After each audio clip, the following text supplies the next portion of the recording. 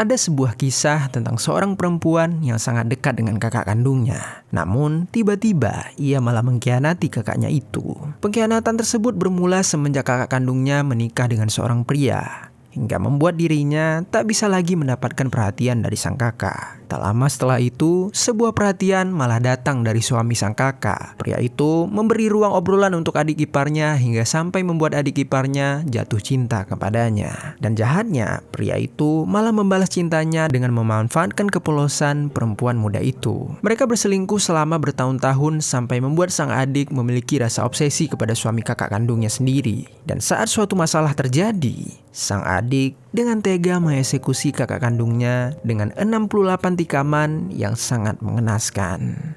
Bagaimana cerita lengkap dari kasus ini dan apa yang membuat sang adik bisa berubah menjadi seseorang yang sangat sadis?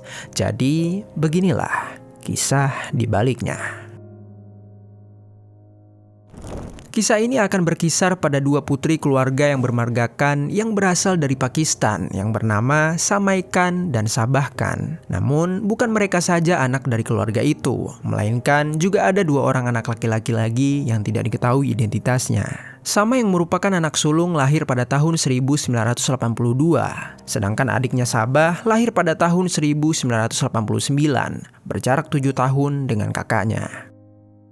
Dari kecil mereka tumbuh di negara Belanda, tetapi ketika Samai berusia 18 tahun, seluruh keluarganya memutuskan untuk pindah ke negara Inggris. Samai dan Sabah berasal dari keluarga yang memeluk agama Islam. Mereka masih memegang teguh ajaran agama dan budaya negara asal mereka. Namun di samping itu, mereka juga tetap menerima budaya-budaya barat. Kedua saudara itu sedari kecil saling menyayangi. Samai sebagai kakak selalu bersikap baik, lembut, dan merawat adik-adiknya dengan sabar. Sementara Sabah, ia selalu mengagumi kakaknya dan terkadang berusaha mengikuti apa yang disukai oleh kakaknya. Jadi bisa dikatakan keluarga Khan ini cukup rukun satu sama lain.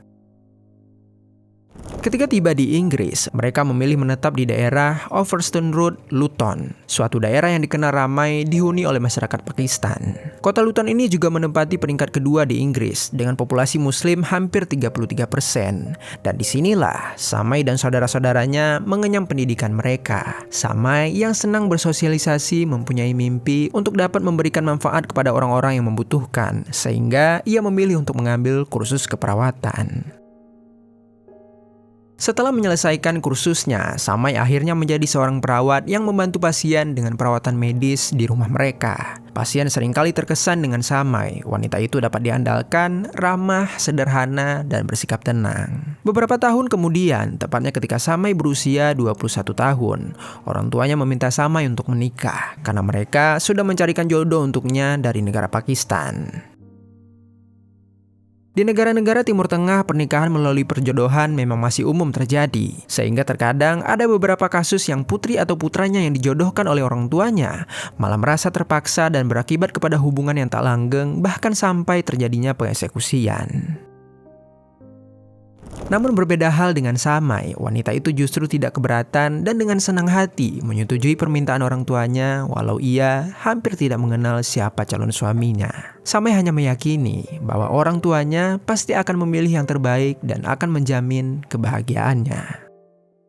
Calon suami Samai bernama Hafiz Rehman yang usianya 3 tahun lebih tua dari Samai. Dan Hafiz ini telah menghabiskan seluruh hidupnya di negara Pakistan. Keluarga Khan berhubungan baik dengan keluarga Hafiz, sehingga mereka berharap Hafiz dapat membimbing Samai dengan nilai-nilai agama yang lebih baik nantinya. Pasangan Hafiz dan Samai akhirnya resmi menikah di negara Pakistan, dan setelah Hafiz mendapatkan paspor, mereka segera langsung kembali ke Inggris. Pengantin baru tersebut tinggal bersama di rumah milik orang tua Samai, dan untuk mencari nafkah, Hafiz bekerja sebagai supir taksi setelah dirinya mendapatkan kewarganegaraan di sana. Di awal-awal rumah tangga mereka masih dalam tahap penyesuaian. Hafiz menginginkan istrinya untuk tetap di rumah untuk merawat suami, memasak, mengelola rumah tangga, dan mengasuh anak-anak. Namun, Samai di sisi lain tidak ingin meninggalkan pekerjaan yang dicintainya, sehingga ia harus bisa membagi waktu sebagai istri dan juga sebagai perawat. Setelah beberapa lama menikah, akhirnya mereka dianugerahi 4 orang anak yang terdiri dari 2 perempuan dan 2 laki-laki. 3 generasi tinggal di rumah yang sama, mereka saling menjaga dan memberikan dukungan. Meski terkadang suatu permasalahan beberapa kali terjadi, dan itu hal biasa dalam sebuah keluarga.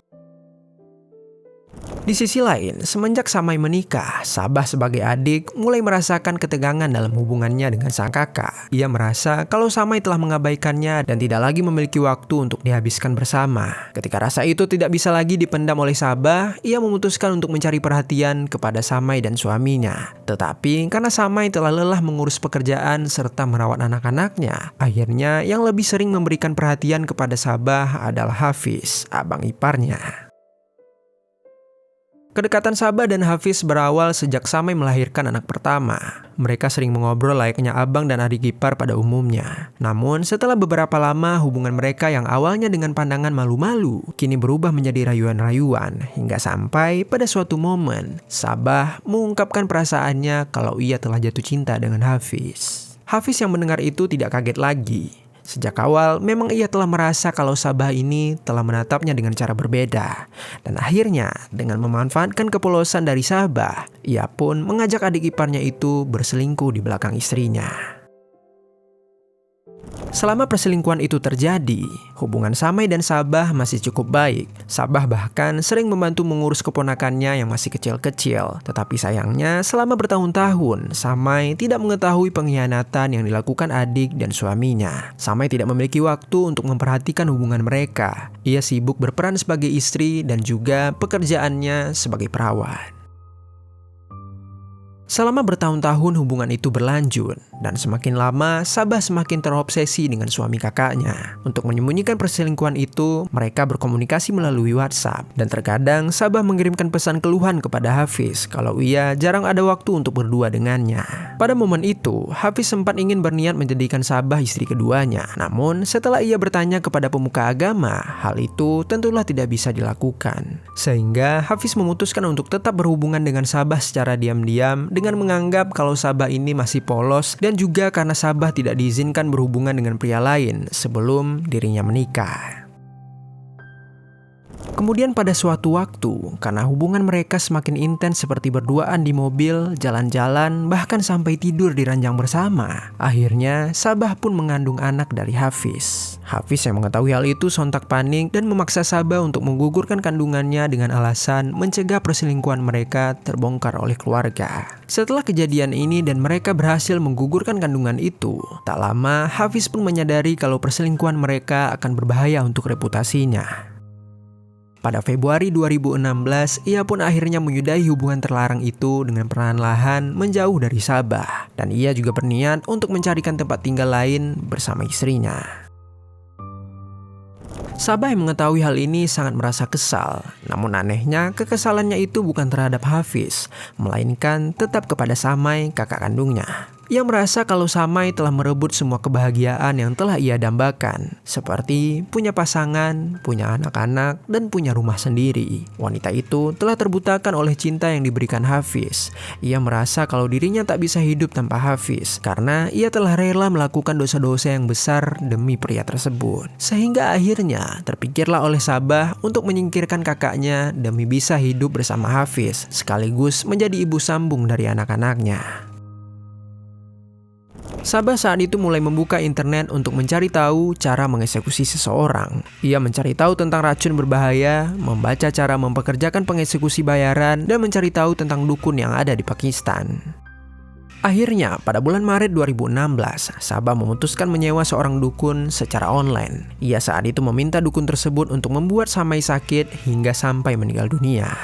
Namun, setelah Sabah mentransfer uang sebesar 5.000 euro atau 85 juta rupiah, dukun tersebut malah menipu Sabah dan menghilang tanpa jejak. Singkat cerita, pada tanggal 21 Mei 2016, Hafiz dan Samai memberitahu para anggota keluarga bahwa mereka akan pindah dari rumah tersebut pada tanggal 25 Mei nantinya. Orang tua mereka yang mendengar itu turut merasa senang dengan pilihan pasangan tersebut. Di sana nantinya Hafiz benar-benar ingin menjadi suami yang lebih baik dan tidak pernah lagi terpikir untuk kembali berselingkuh dengan Sabah. Sementara Sabah masih tetap bersikukuh dengan pilihannya. Ia semakin menjadi sakit hati ketika melihat hubungan romantis Hafiz dengan kakaknya. Dan ketika mendengar pernyataan kepindahan tersebut, Sabah mulai memikirkan kembali rencana jahatnya untuk menghabiskan Samai, kakak kandungnya. Pada tanggal 23 Mei 2016, hari itu Sabah mengetahui kalau orang tua, saudara laki-lakinya, dan abang iparnya akan menghadiri sebuah upacara pemakaman yang akan berlangsung hingga larut malam. Samai ketika itu dia tidak bisa ikut karena dia harus bekerja merawat seorang pasien sampai malam hari. Sementara Sabah, dia diminta untuk menjaga keponakan-keponakannya yang masih kecil-kecil di rumah mereka. Melihat situasi ini, Sabah berpikir, inilah saatnya untuk melakukan aksi kejinya. Pada malam hari pukul 11 malam, Sabah yang baru saja menidurkan semua keponakannya di kamar lantai atas, kemudian mengirim pesan teks kepada Samai untuk membohongi wanita tersebut. Sabah berkata kepada Samai kalau anak bungsunya tidak bisa tidur dan terus menangis sambil memanggil-manggil ibunya. Beberapa saat setelah mendapatkan pesan tersebut, Samai membalasnya dengan mengatakan bahwa dirinya sedang dalam perjalanan pulang. Tak lama kemudian, sampailah Samai di rumah. Ia saat itu merasa heran mengapa keadaan rumah agak gelap. Samai lalu mencoba membunyikan bel rumah sambil memanggil Sabah untuk meminta membuka pintu. Tetapi tidak ada respon dari dalam. Lalu Samai mencoba untuk langsung mendorong pintu itu dan ternyata pintu tersebut tidak dikunci. Saat Samai masuk dan berjalan di lorong lantai bawah yang remang-remang itu, tiba-tiba Sabah dari belakang langsung menyerang Samai hingga membuatnya terjatuh. Tanpa ragu-ragu, Sabah seketika menikam Samai berulang kali pada bagian tubuh, kepala, leher, dan lengannya. Secara total, Sabah menyerang Samai dengan 68 tusukan pada bagian-bagian yang sangat vital. Samai ketika itu sempat berteriak sambil melakukan perlawanan. Namun, karena cairan merah yang terus mengalir dan kesakitan yang sangat dahsyat tak kuat lagi ia tahan, Samai akhirnya perlahan-lahan mengembuskan nafas terakhirnya. Salah satu anak Samai yang berada di lantai atas sempat terbangun karena ia mendengar suara teriakan. Lalu ia bertanya kepada bibinya suara apa itu. Sabah dengan santainya menjawab dari bawah kalau ia sedang mencoba menangkap tikus dan kemudian Sabah menyuruhnya untuk kembali ke tempat tidurnya. Setelah menyadari kalau Samai sudah tak bernyawa, Sabah kemudian memasukkan pakaian dan pisau yang berlumuran cairan merah ke dalam sebuah kantong plastik untuk disembunyikan. Setelahnya, ia lalu berencana membuat kejadian tersebut terlihat seolah baru saja terjadi perampokan. Sabah memecahkan jendela pintu belakang rumah hingga sampai tangannya terluka dan mengambil ponsel serta perhiasan milik kakaknya. Setelah membersihkan tubuhnya, Sabah kemudian menghubungi pihak layanan darurat dan orang tuanya dengan mengatakan kalau kakaknya telah diserang oleh seorang perampok. Mereka yang mendapatkan laporan itu langsung bergegas pulang dan menemukan Samai telah tergeletak bersimbah cairan merah. Ketika tim medis mengecek keadaan Samai, dan benar saja wanita 34 tahun tersebut telah meninggal dunia di tempat itu. TKP terlihat mengerikan, sehingga membuat polisi pada awalnya percaya bahwa kejadian tersebut merupakan sebuah perampokan. Sabah sebagai saksi utama langsung dimintai keterangan. Ia berbohong kepada pihak kepolisian dengan berkata bahwa dia tidak mengetahui Samai telah sampai di rumah, karena saat itu ia sedang mandi di lantai 2. Lalu tiba-tiba ketika dirinya sedang asik mandi, ia mendengar suara teriakan dari bawah dan langsung bergegas menghampirinya. Saat sampai di lorong dekat pintu masuk, ia melihat kakaknya telah tergeletak tak bernyawa. Polisi tidak langsung percaya terhadap pengakuan Sabah karena mereka sempat melihat ada luka di bagian tangan Sabah dan juga sikapnya yang tidak terlalu terlihat berduka. Selain itu, polisi juga mengetahui kalau daerah tempat tinggal tersebut termasuk lingkungan yang aman dan juga tenang. Laporan forensik menunjukkan kalau Samai telah mendapatkan luka yang sangat berat, yaitu 68 luka tusuk di bagian-bagian yang sangat vital. Bahkan diduga setelah Samai meninggal dunia, pelaku tetap menyerang korban dengan secara brutal. Sehingga ini memperlihatkan kalau pengeksekusian tersebut tidak disebabkan karena korban melakukan perlawanan, melainkan karena pelaku menyimpan sebuah dendam yang sangat mendalam.